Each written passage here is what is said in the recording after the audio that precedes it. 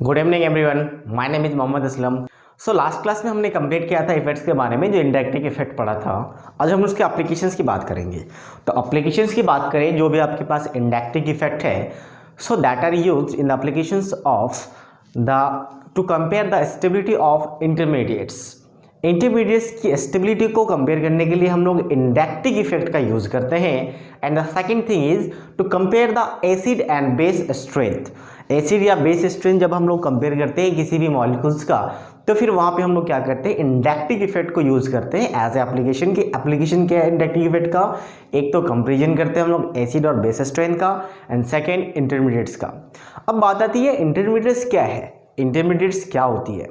सो ऐसे मॉलिक्यूल्स या स्पेसिस जो आपके पास रिएक्शन स्टार्ट होने के बाद बने, रिएक्शन स्टार्ट होने के जस्ट बाद बने और रिएक्शन कंप्लीशन से जस्ट पहले वो खत्म हो जाए, तब ऐसे स्पेसिस या मॉलिक्यूल्स को हम लोग कहते हैं इंटरमीडिएट्स, जिसकी स्टेबिलिटी की हम यहाँ पे बात करेंगे। तो चलिए हम बात करते हैं एप्लीकेशन ऑफ इंडायरेक्ट इफेक्ट।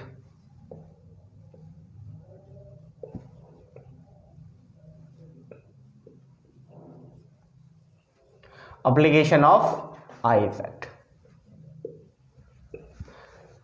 पहला तो आपके पास आ जाएगा to compare the stability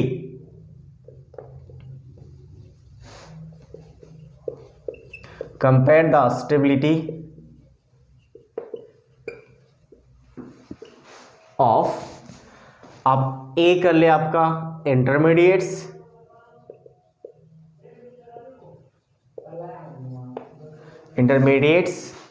second आ जाएगा आपके पास acid and base strength, acid and base strength.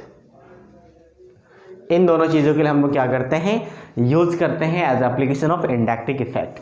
चलिए इंटरमीडिएट्स की बात करें तो इंटरमीडिएट्स क्या होते हैं, जो आपके रिएक्शंस के स्टार्ट होने से पहले बने और रिएक्शंस खत्म होने से जस्ट पहले वो खत्म हो जाए।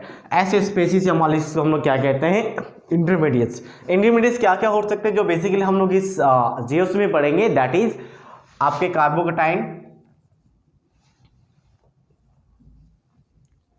कार्बोकटाइन free radical,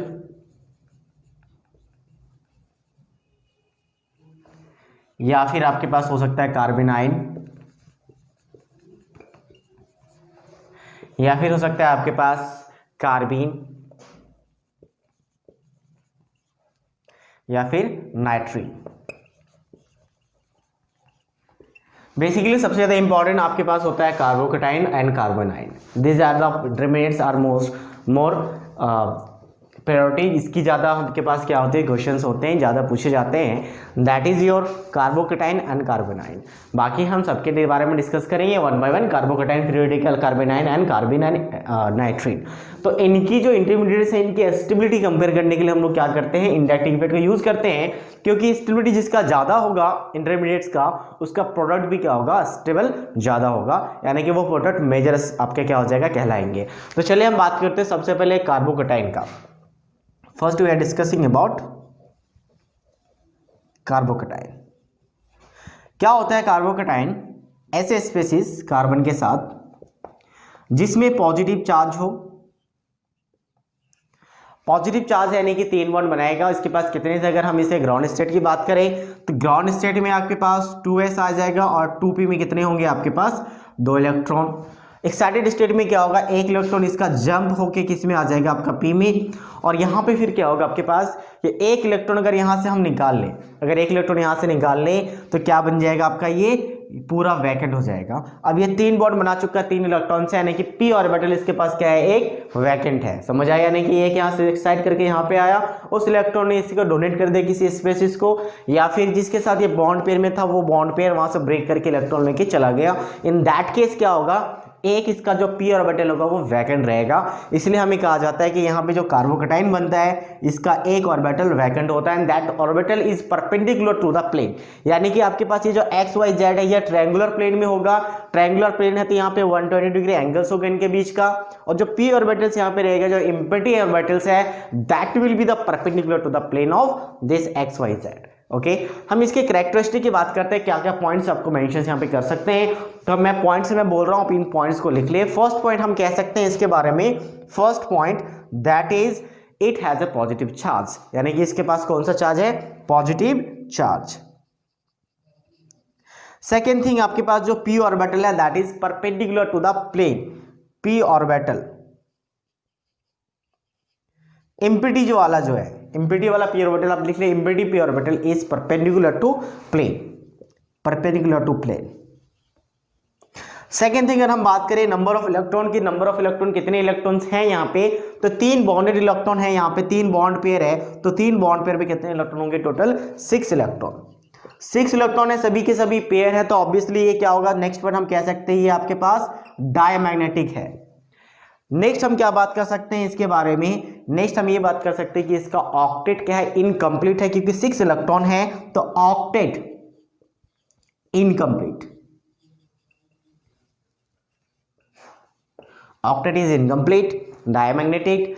and next positive charge एक हो चुका है, परपेंडिकुलर द प्लेन, हम इनकी बात करें। और हम क्या बात कर सकते हैं इसमें, अगर हम नेक्स्ट हम बात करना चाहें आपके पास इसके साथ, तो क्या होगा आपके पास, ये आपके पास एक लुईस एसिड होगा।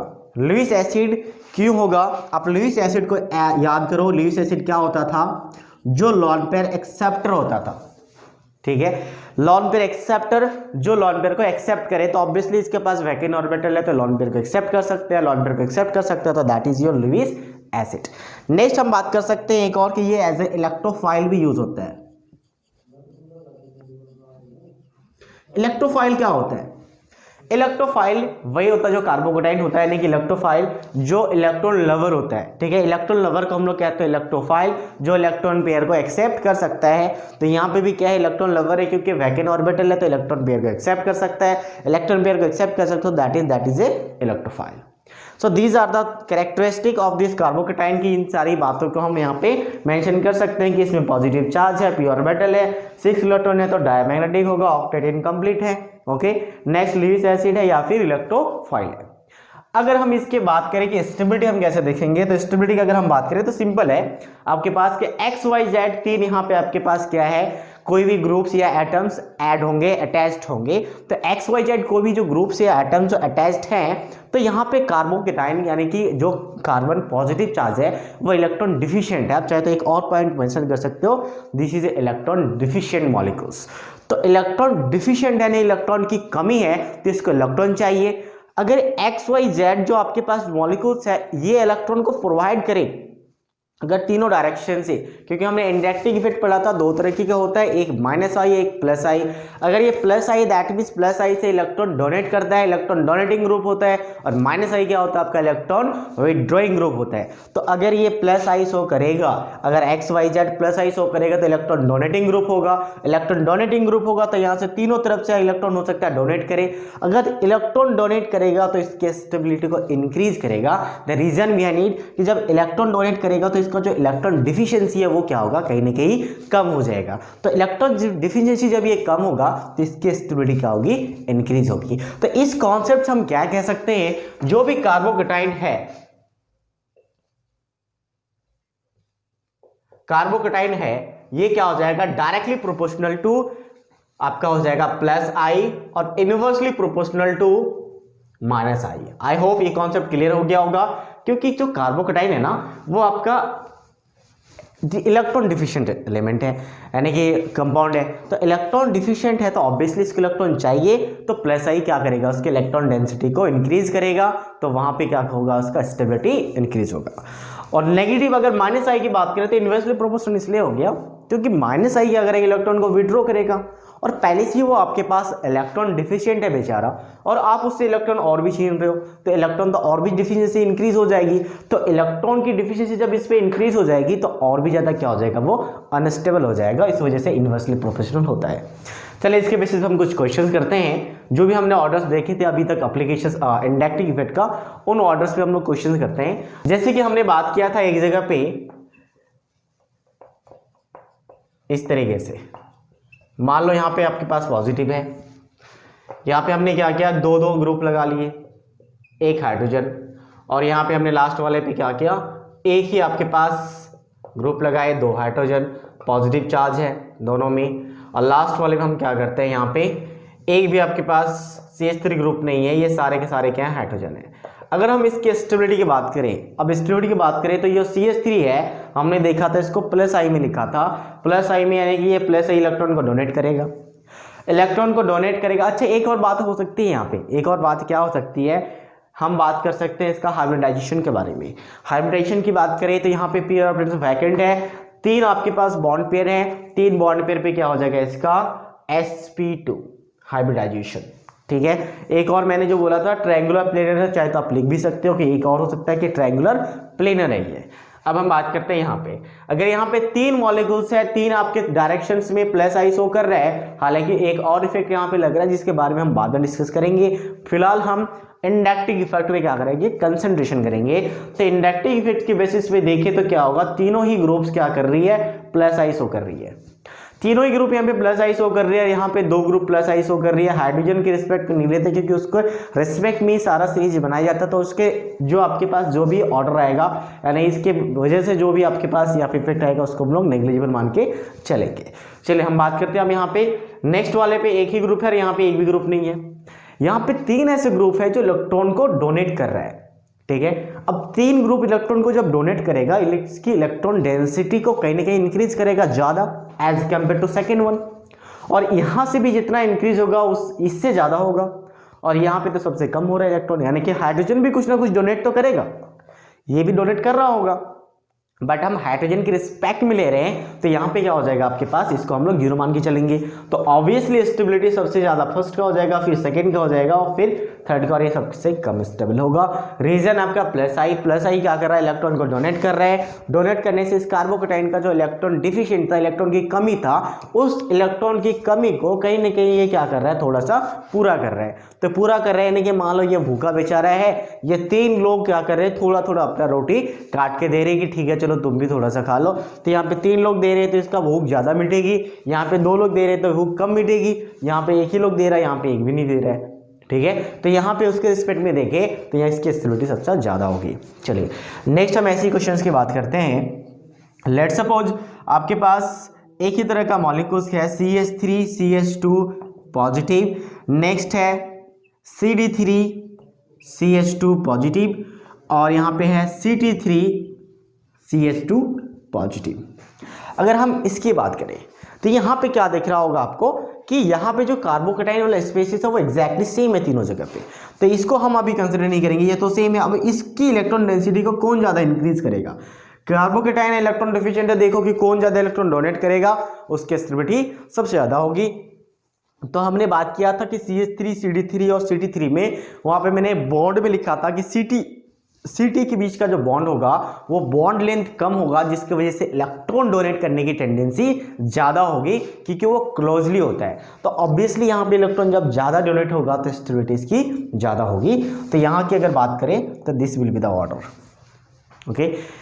ऐसी क्वेश्चन हम बहुत सारा बना सकते हैं। लेट सपोज आपके पास इस तरह से कोई ग्रुप ऐड है, यहाँ पे F है, यहाँ पॉजिटिव है, और पॉजिटिव के साथ हमने ले लिया यहाँ पे क्लोरीन, और फिर यहाँ पे पॉजिटिव के साथ आयोडीन, या फिर ब्रोमीन ले सकते हैं। 3 की बात करते हैं, इस क्वेश्चन की बात करते हैं।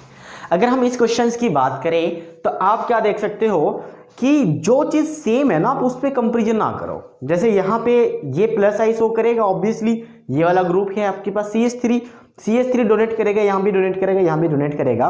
तो सिंपल सा मेथड है, जो एग्जैक्टली आपको सेम दिख रहा है तीनों मॉलिक्यूल्स में, आप उस पार्ट को छोड़ दो, उस पार्ट को डिस्कस ना करो। जो पार्ट डिफरेंट दिख रहा है वहां से इफेक्ट देखो। जैसे आपको डिफरेंट सिर्फ यहाँ पे दिख रहा होगा फ्लोरीन, क्लोरीन और ब्रोमीन, तो हम इनकी डिस्कस करेंगे। बाकी जो एग्जैक्टली सेम है हम उनको नहीं देखेंगे, क्योंकि उनका जो इफेक्ट होगा, इस पे जो इफेक्ट होगा यहाँ पे भी वही इफेक्ट होगा, और यहाँ पे भी सेम इफेक्ट होगा। तो फिर उनको डिस्कस करने का कोई फायदा नहीं है, टाइम वेस्ट करके आपका भी टाइम सेव करना है। तो सिंपल क्या है, आपके पास जो भी डिफरेंट दिख रहा होगा एलिमेंट्स, या फिर जो डिफरेंट आपके पास एटम्स या ग्रुप अटैच्ड होगा, हम उनके बारे में सोचेंगे कि उनका इफेक्ट क्या पड़ेगा उस वाले मॉलिक्यूल्स या कार्बोकेटाइन में। चलिए यहाँ की अगर हम बात करें तो यहाँ पे 3 ग्रुप्स ऐड है, और तीनों आपके पास -I शो करते हैं। पहले हमने इसका ऑर्डर देख चुके हैं कि -I शो करता है, और -I क्या करता है, उसकी स्टेबिलिटी को डिक्रीज करता है। तो अगर माइनस आई इसको स्टेबिलिटी को डिक्रीज कर रहा होता है तो यहाँ पे क्या होगा, फ्लोरीन का माइनस आई ज़्यादा होता है, तो ये फ्लोरीन क्या करेगा, इसके स्टेबिलिटी को बहुत ज़्यादा डिक्रीज करेगा, ये कम करेगा और ये सबसे कम करेगा। तो यहाँ पे क्या होगा, आपकी स्टेबिलिटी रिवर्स हो जाएगा। मीन्स माइनस आई तो सबसे ज़्यादा यहाँ पे था, बट स्टेबिलिटी सबसे ज़्यादा ये होगा, क्योंकि अब क्या हो रहा है कि इलेक्ट्रॉन ये भी अपनी तरफ विड्रॉ करेगा, यानी कि यहाँ से जब विड्रॉ करेगा इधर से भी आएगा, इधर से भी आएगा, दोनों तरफ से इलेक्ट्रॉन को खींचेगा, ये भी दोनों तरफ से इलेक्ट्रॉन को विड्रॉ करेगा, ये भी यहाँ से दोनों तरफ से इलेक्ट्रॉन को विड्रॉ करेगा। बट यहाँ पे क्या होगा, आपके पास फ्लोरीन के केस में ज़्यादा विड्रॉ होगा, क्योंकि जब माइनस आई इफेक्ट हमने लिखा था तो वहाँ पे हमने क्या लिखा था माइनस आई में कि फ्लोरीन का ज़्यादा होता है क्लोरीन से, क्लोरीन का ज़्यादा होता है ब्रोमीन से। तो इसके हिसाब से ये इसका माइनस आई ज़्यादा होगा, इलेक्ट्रॉन को ज़्यादा विड्रॉ करेगा, तो स्टेबिलिटी बहुत ज़्यादा डिक्रीज कर देगा, हालांकि ये कम करेगा और ये सबसे कम करेगा। तो यहाँ पे इलेक्ट्रॉन डेंसिटी सभी इसको क्या कर रहे हैं, डिक्रीज कर रहे हैं, बट ये कम डिक्रीज करेगा, तो इसकी स्टेबिलिटी ज़्यादा हो जाएगी, यानी कि जो इन्वर्सली प्रोपोर्शनल लिखा था हमने।